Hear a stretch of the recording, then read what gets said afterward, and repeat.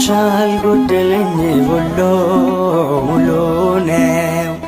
ነፍሴ ተጽናንታለች አሁን ሰላም ነው። አማኑኤል ከኔ ጋር እያለ የኔ ጌታ ከኔ ጋር እያለ ለምን እከፋለሁ?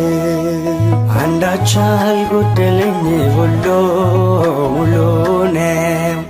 ነፍሴ ተጽናንታለች አሁን ሰላም ነው።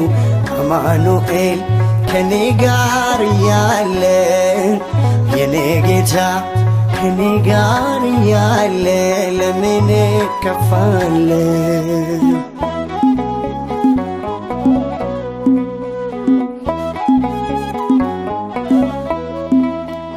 መውጣቴ መግባቴ በእርሱ ተጠብቆ